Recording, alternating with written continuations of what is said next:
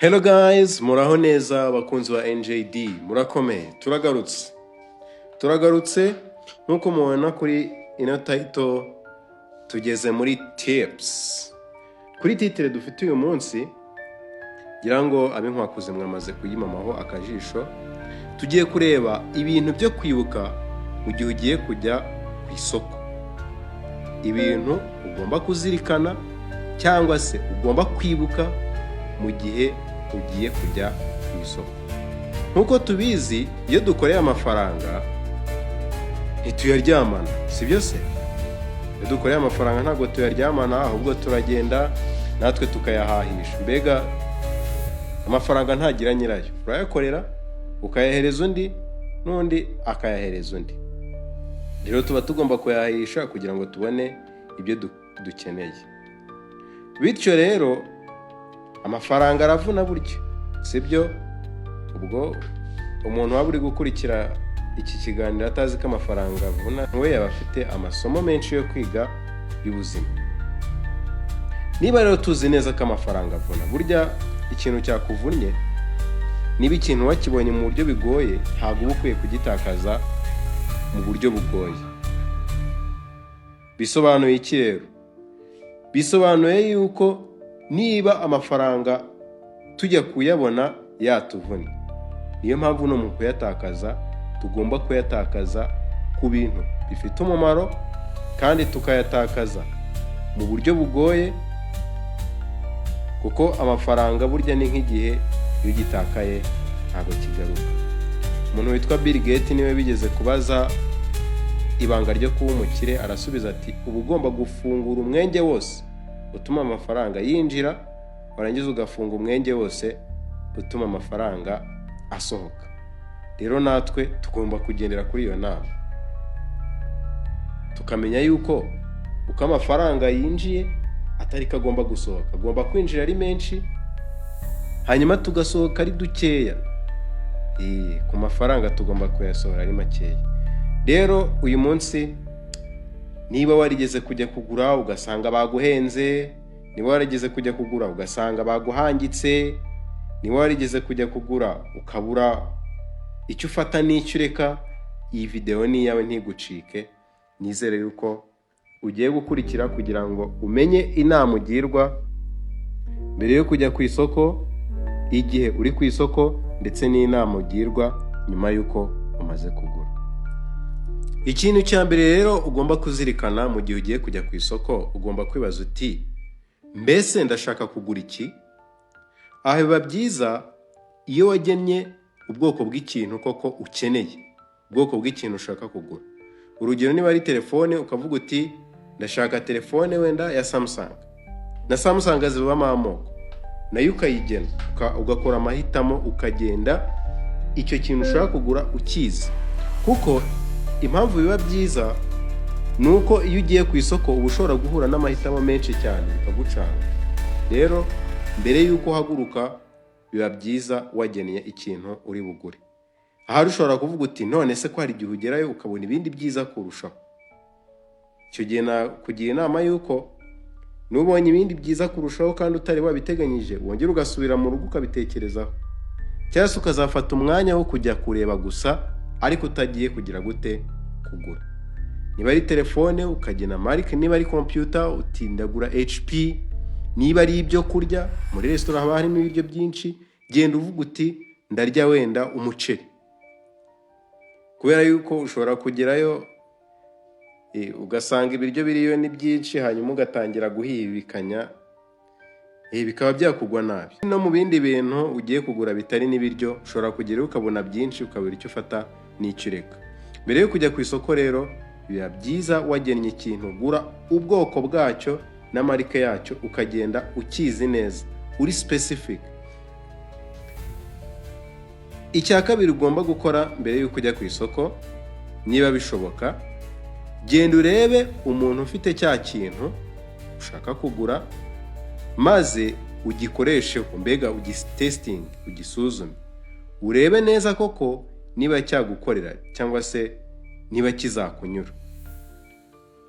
Wenda reka dutange nk'urugero, nk'abantu bafite ubumuga bwo kutabona bajya bakoresha, wenda ku babizi bajya bakoresha application yitwa Talkback. Birashoboka yuko uyu muntu ashobora kugenda akagura telefone abonye, yashyiramo ya Talkback yagasanga ntibiri gukorana. Aha rero abagirwa inama yuko niba ari telefone wenda agiye kugura, afata ya telefone undi muntu yaguze agashyiramo ya Talkback akareba yuko biri bukorane. Cyangwa se niba tuvuge ufite imyenda, ufite ipantaro y'umukara, ufite ishati y'umweru, urashaka kugura urukweto, banza urebe urwo mugenzi wawe afite, urwambare urebe ko biri bujyane na ya myenda usanzwe ufite. Ndumva aho ngaho byumvikana. Ingingo ya gatatu umuntu agomba kuzirikana, niba ari ubwa mbere ugiye kugura cya kintu cyangwa se niba ari ubwa mbere ugiye kugikoresha, banza usange abakizi bakikwigishe, bakugira inama, nibura ugireho ubumenyi bw'ibanze kuri icyo kintu, sibyo? Aho bishoboka. Kuko byaba bibabaje nk'urugero ugiye kugura nk'imodoka ukajya kuyigura utazi naho bashyirira esanse, ukajya kugura moto utazi uko batsa. Simvuze ngo uhite uyimenya ako kanya, ariko nibura kuyatsa wajya ukwiye kugura nibura ubizi, ibindi ukazabimenya nyuma uyifite, ariko nibura kuyatsa ubizi. Nta kuntu wajya kugura computer utazi aho bayakiriza.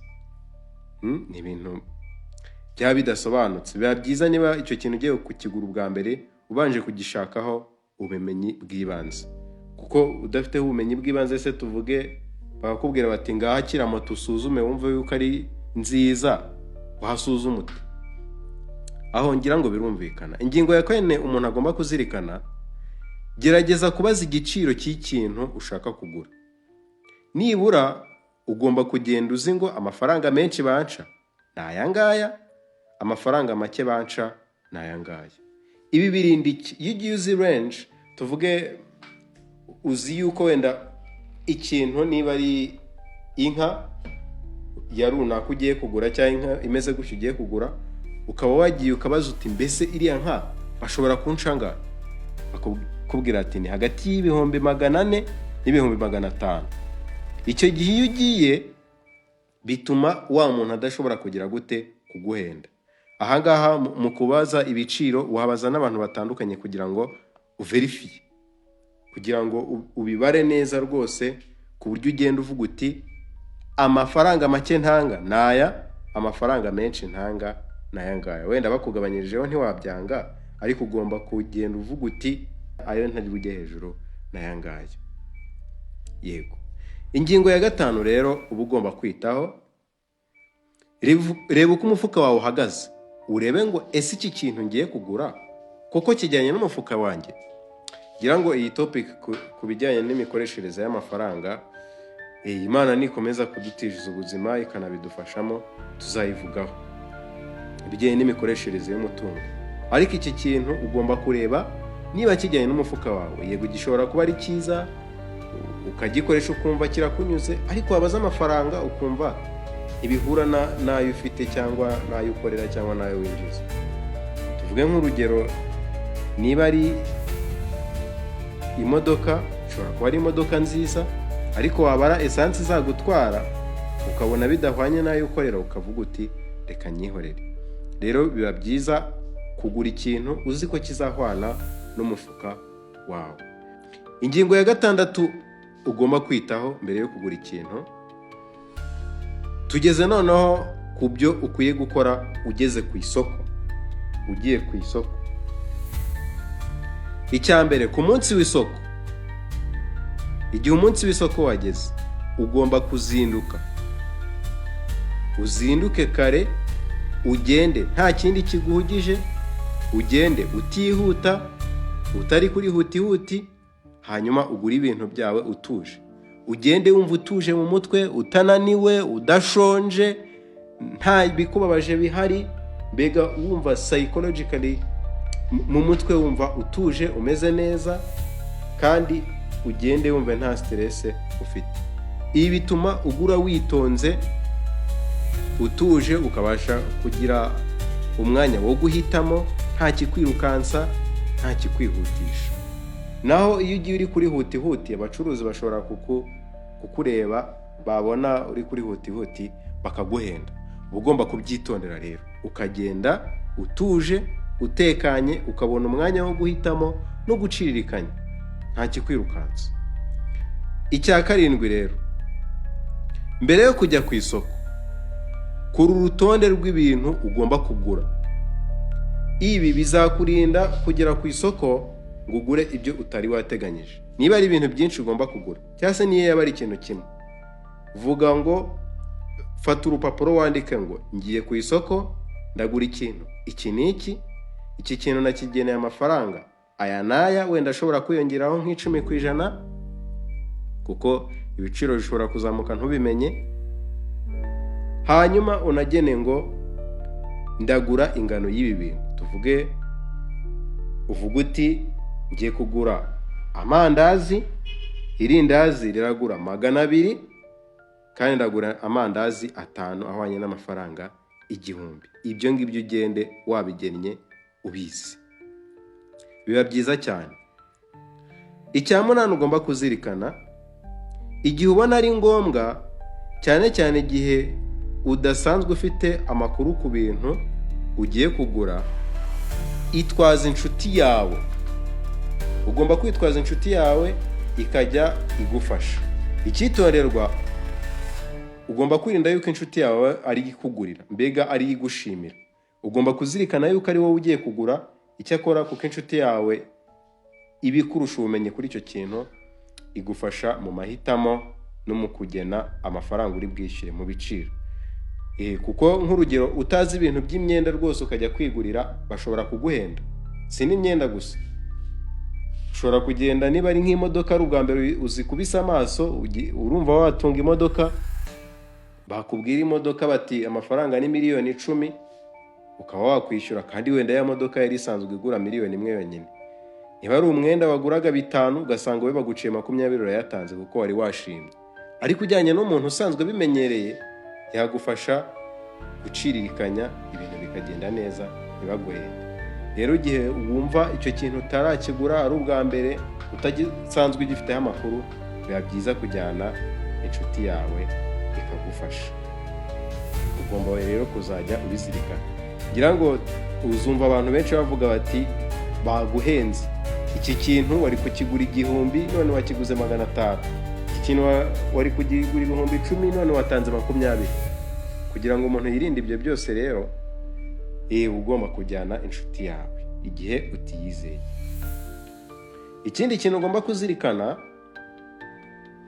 ku bintu bitagira standards zizwi, cyangwa se tuvuge nk'urugero, niba ari irindazi, tuzi irindazi ry'ijana uko riba ringana, niba ari irindazi rya 200 tuzi uko riba ringana, niba ari kupongere tuzi uko ibimeze, aho nta kibazo. Ariko ku bintu bitagira standards, tuvuge nk'imyenda, ntago wamenya ngo umwenda wagukwira n'uwuhe. Niba ari inkweto, ntago wamenya ngo inkweto iri bujyane n'imyenda ufite ni iyi. Kuri ibyo bintu rero bitagira standards zizwi, bitagira ibipimo good, ku bicuruzwa bitagira ibipimo bizwi, nyabona urabyihanangirizwa. Irinde gutuma ibintu byo gutuma umuntu ngo ngurira agakanzu ngo karekuye ngo kameze gutya. Umunyarwanda niwe wabivuze neza ngo ijisho ry'undi iri gushimira umugeni, ijisho ry'undi iri kurebera umugeni. Rero uba ugomba kujya ku isoko ukirebera, ukishirira amazeze, ukagabanya bya bindi byo kwivovota ngo banguriye nabi, ngo baguhenze. Genda aba ari wowe wigurira, keretse ku bintu bifite ibipimo bizwi n'ibiciro byabyo bizwi. Niba ari ikiro cy'isukari, icyo tuba tukizi. Ariko ku bintu bidafite ibipimo bizwi, nyaboneka irinde gutuma. Ikintu cya 10 ugomba kuzirikana, igihe ugeze ku isoko uzabona abantu benshi bakwamamazaho. Bamwe bati dufite ibi, abandi bati ngwino hano, abandi bati ngwino hano. Nyaboneka uzirinde kurangazwa n'amatangazo yamamaza. Focus yawe cyangwa intego yawe ibe kuri rwa rupapuro. Ku rupapuro rwawe hariho iki? Rwa rupapuro wanditseho ngo harya naje kugura ibiki. Yego ndi kubona amakanzu meza, ndi kubona amashati meza, ndi kubona amapantaro meza, ariko se naje kugura iki? hari n'igihe wajya kugura amapantaro ugahura n'ibiraha kandi ubikunda. Ese mu byo wateganyije kugura n'ibiraha birimo? Icyo gihe hari igihe ushobora kuvuga ngo reka njyeho kimwe, n'ibipantaro yari kugura ibihumbi 10 ugasanga ugezeyo banze kugukaturira, wari wavuze ngo hari ngo 100 ngo bari bunkaturire. nta kibazo, banze urebe icyakuzanye, ibindi uze kubitekerezaho nyuma. Icya 11 ugomba kuzirikana, menya ko umucuruzi niyo yaba ari nyoko cyangwa so mu bucuruzi cyangwa se muri business, ibyo ntago bikora. Niyo yaba ari umuvandimwe wawe, niyo yaba ari so, niyo yaba ari nyoko, niyo yaba ari inshuti yawe, ugomba kumenya yuko ibyo mu bucuruzi bidakora. Niba ari mama wawe, umwenda azawukuzanira mu rugo, azakukaturira muri mu rugo.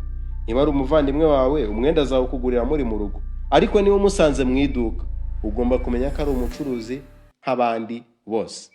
Bya bindi rero abacuruzi baza bakubwira ngo we ngo nanakwikundiye, barimo barakuryoshya bakubwira udusigo n'uturingushyo, bakakubwira bati ngo we kuko tuziranye, kandi ugasanga ari n'ubwa mbere muhuye, ngo we ngo twabaye n'inshuti. Tuntu nk'utwo ugomba kutwitondera. ngo nanakwikundiye, yakwikundiye cyangwa yakunze amafaranga yawe. Two tuntu ugomba kutwitondera kuko ushobora kutugenderaho ugasanga agukuyemo amafaranga utari wateganyije. Ugomba kumenya yuko umucuruzi icyo mupfana nuko aguha igicuruzwa nawe ukamuha amafaranga, nta kindi. Ako ni akabanga nk'ibiye rero, gusa abacuruzi bari kunkurikira ntibanyirenze. Mugomba kubyitondera. Mugomba kubyitondera rwose. Nibura iyo bibi byo umuntu akakubwira uturingushyo gusa, ntacyo byari kuba bitwaye, ariko iyo urangaye araguhenda akayagukuramo. Rero ugomba kwitonda. Yakubwira utugambo twiza akaguhenda, ugomba kwitonda rero batazaguhenda. Cya 12 ugomba kwitondera, iyo ugeze mu isoko ugomba kumenya guhitamo. Ugomba kumenya guhitamo. Iki gihe ugomba kubwira umucuruzi, ntuzemere yuko ufata igicuruzwa kimwe ngo uhite ugishima ngo uhite ugura. Bwira umucuruzi aguha amahitamo y'ibintu byinshi bihari. Niba ari amapantaro aguha ubwoko bw'amapantaro menshi, niba ari inkweto aguha ubwoko bw'inkweto nyinshi. Ufata umwanya wigere, hanyuma ugenda uhitamo kugeza ugeze ku rukweto rukuguye ku mutima. Ntabwo ari byiza yuko ufata ikintu kimwe ngo uhite uvuga ngo ni iki ngiki ngo nashakaga. Oya, ugomba rwose kwitonda ugahitamo ikintu kikubereye. Hanyuma muri uko guhitamo kwawe, nk'uko twabigarutseho haruguru, irinde bya bintu umucuruzi akubwira ngo mfite ngo naka ngaka, ngo mfite na kariya. Niba ari telefone wagiye kugura, ngo yego ngo urashaka iyo ngiyo, ngo ariko ngo hari n'indi nziza. Umucuruzi ugomba kubyitondera. Ntago abakwereka ko ari nziza ngo ayigushimire. Yego yanakugira inama, ariko hari n'igihe yikwereka ashaka ko yibonera amafaranga. Rero ugomba kuguma kuri focus yawe, ugomba kuguma kuri rwa rupapuro. Wibaze ngo harya nanditseho iki kuri rwa rupapuro, aba ari byo ugenderaho. Koko umucuruzi nakwereka ikintu ukabona ugikeneye, uragirwa inama yuko wafata umwanya ugasubira mu rugo, cya kintu ukabanza ukakigaho, hanyuma ukazagaruka koko wabiteganyije kukigura, ukazaza ari cyo ushaka kugura. Hano mu by'ukuri ikibazo ntago ari ukugura cya kintu weretswe cyangwa cya kintu wari washimiye mu isoko, ahubwo ikibazo ni ukukigura utabiteganyije. Kandi ubushakashatsi bugaragaza yuko mu bantu bagura ibintu muri ubwo buryo batari babiteganyije, 70% baricuza.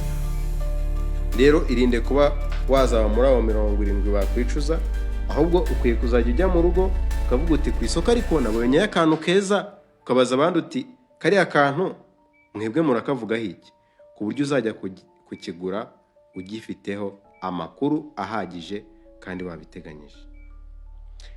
Ikintu cya 13 ugomba kuzirikana rero, hunga abagurisha cyangwa abacuruzi badatanga customer care, badatanga serivisi nziza ku mukiriya. wa undi uzageraho ugasanga nta kwitayeho, ugasanga arakubwira nabi ngo bifate cyangwa ubireke, buryo nguwo ntago aba akwiriye amafaranga yawe. Nkuko twabivuze dutangira, amafaranga aravuna, amafaranga yawe aba yakuvunnye.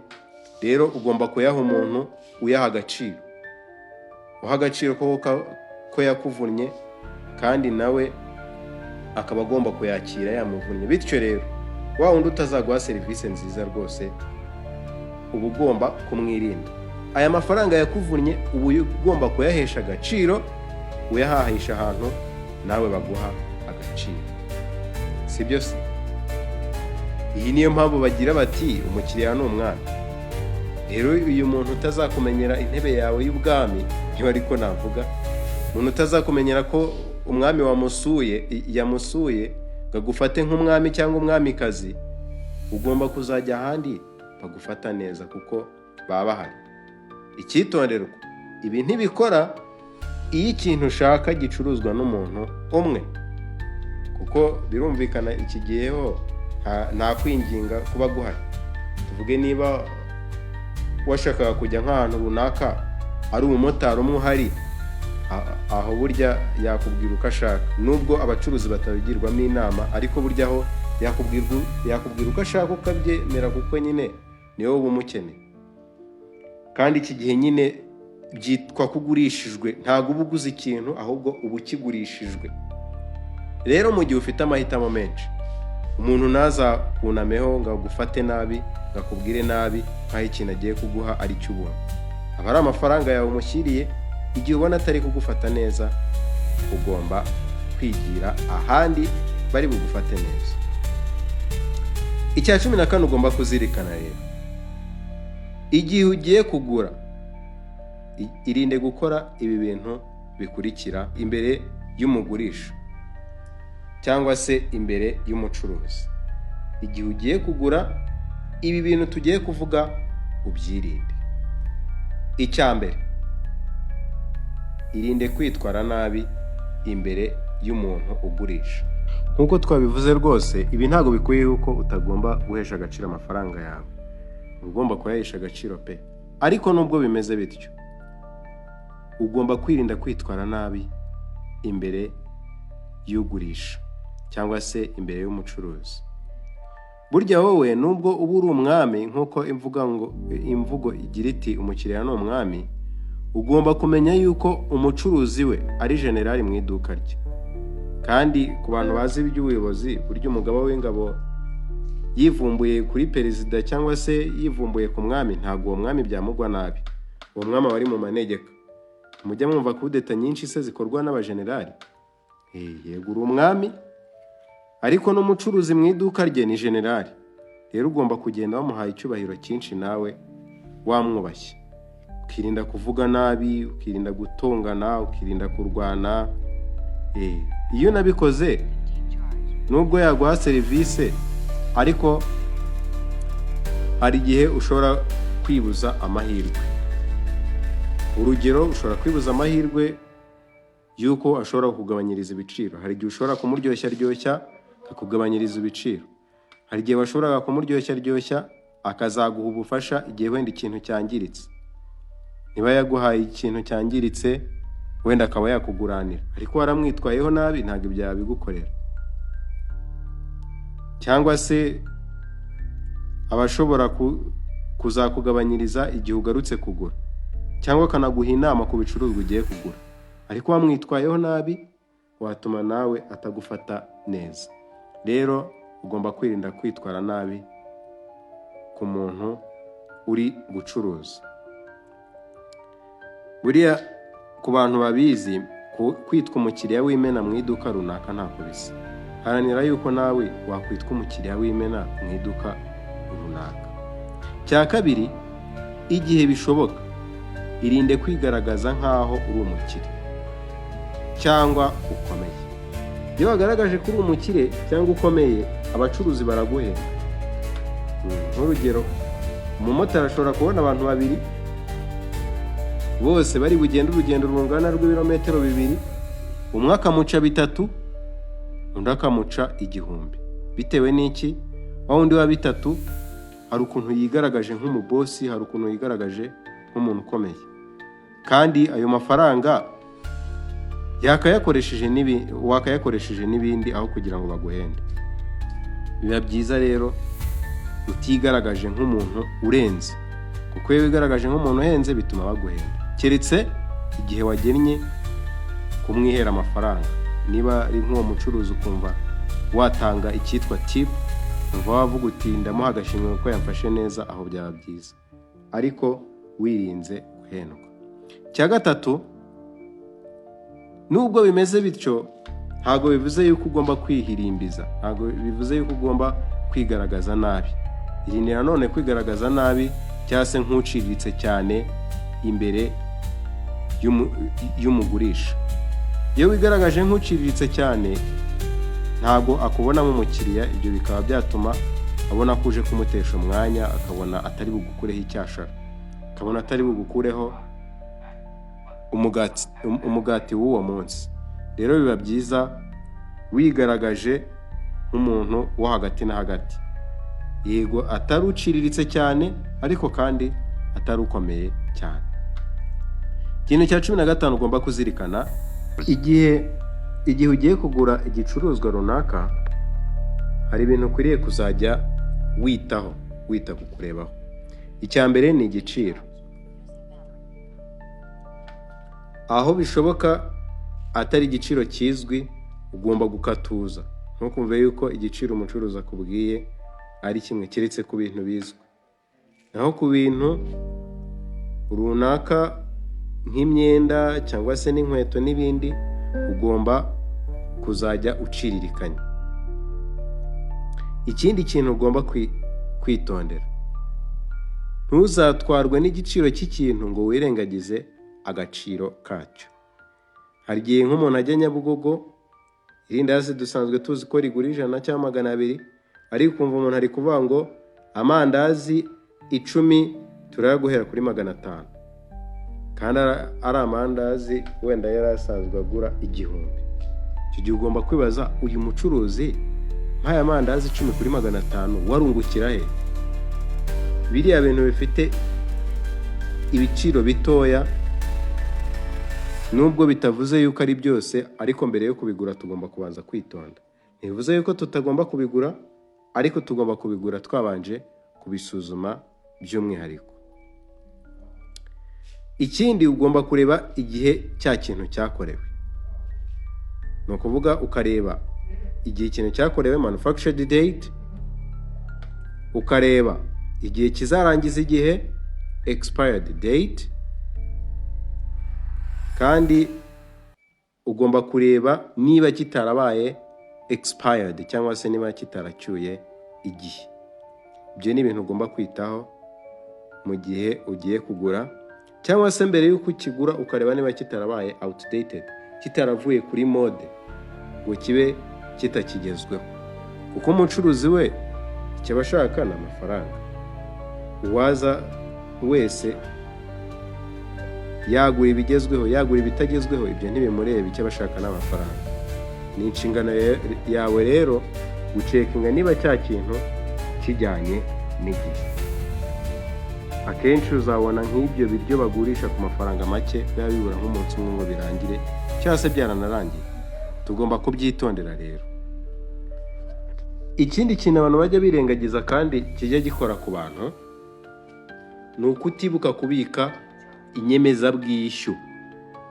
Ugomba kuzajya wibuka kubika inyemezabwishyu, ni ukuvuga za fagitire na za resi, receipts and invoices, z'ikintu waguriyeho ikintu runaka. Wenda ntabwo wabika inyemezabwishyu y'irindazi uri burye mu kanya, ariko niba ari nk'imashini uguze, niba ari nka telefone uguze, ugomba kwibuka kubika inyemezabwishyu. Kuyihe mpamvu rero? Izi nyemezabwishyu zijya zikoreshwa mu gukemura amakimbirane. Nk'ubu umuntu aje akakubwira ati iyi telefone ufite ni iyanjye, kandi nk'uko tubizi niba telefone zaravuye mu ruganda rumwe zirasa. Ushobora kuba muri mu modoka, umuntu akibwa telefone, yareba uyifite, wenda uvuye kuyigura ako kanya ati iyi ni iyanjye. icyo gihe rero ikintu cyagukiza ni uko wakwerekana resi. Mu gihe habaye impaka, resi cyangwa se za fagitire zakemura ayo makimbirane, bikerekana ko icyo kintu waguze koko ari cyawe. Bijyana no kwibuka kubika serial number cyangwa se umubare ndangakintu, umubare ndangagicuruzwa. Uno mubare ni wa mubare uzana na buri gicuruzwa cyaguzwe, cyane cyane tubibona nko ku bikoresho by'ikoranabuhanga. Iyo utabitse serial number, hari igihe bikubera ibibazo. Tuvuge niba ari nk'imashini yawe ikibwa, wajya kuri polisi bakakubaza bati serial number yawe ni iyihe, bagasanga ntayuzi. Icyo gihe ntacyo biba biri bukumanire. Kandi serial number nayo yakenerwa mu gihe bari gukora nka registration. Niba nk'umunyeshuri aje mu kigo cy'amashuri akaba yizaniye imashini ye izajya imufasha imeze nk'imashini z'ikigo, kugira ngo batazayitiranya n'imashini z'ikigo, nuko bazayibarura mu biro bya discipline ku buryo bamenya bati uyu munyeshuri afite imashini. Niyo mpamvu rero uba ugomba kwibuka kubika serial number y'igikoresho cyawe. Ikindi twavuga, mu gihe ikintu gihenze ugomba kwibuka kwaka garanti. Hari igihe abacuruzi bakuzinzika ntibaguhe garanti. Mu gihe ikintu gihenze kigura amafaranga menshi, ugomba kwibuka kwaka garanti, ukamenya ngo iyo garanti iramara igihe kingana iki, kandi ukamenya ngo iyo garanti ikubiyemo masezerano ki. Hari igihe ushobora kwibwira ngo mfite garanti gusa, ntuyisome, wazajyayo bikagukora. Wenda reka dutange nk'urugero. Hari garanti ushobora gusanga zanditseho ngo refund is not applicable, cyangwa se bari kukubwira ngo gusubizwa amafaranga ntibishoboka. Wowe ukagenda uvuga uti igikoresho cyanjye mwarakishe, mwakimpaye gipfuye, nimunsubize amafaranga yanjye. Kandi ibyo byanditse kuri garanti baguhaye. Ugomba kuzajya ubyitondera.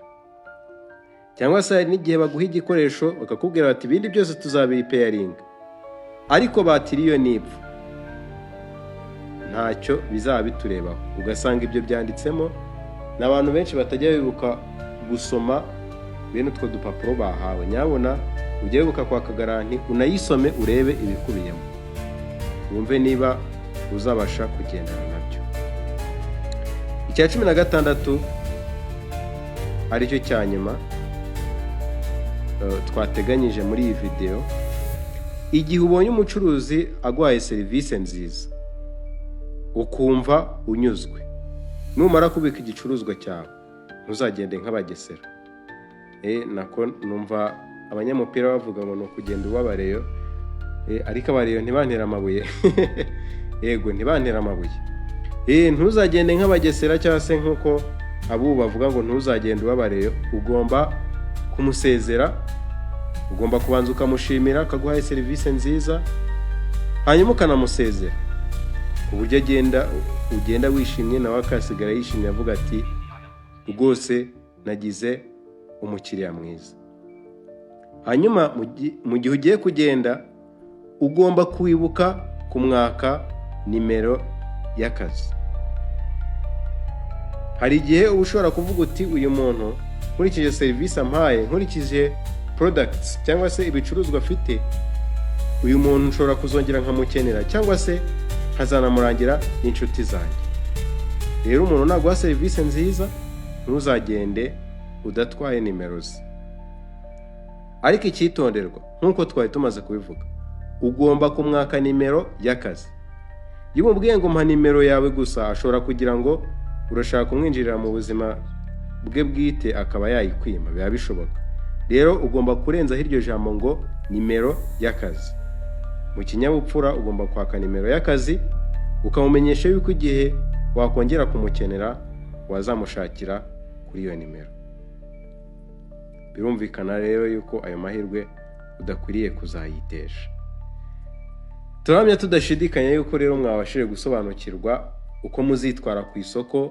Rero nyuma yo kumva iyi video, rwose ntihazagira umucuruzi wongera kuguhenda, ntuzongere kugura nabi. Ugomba kugenda ibi bintu byose wabizirikanye.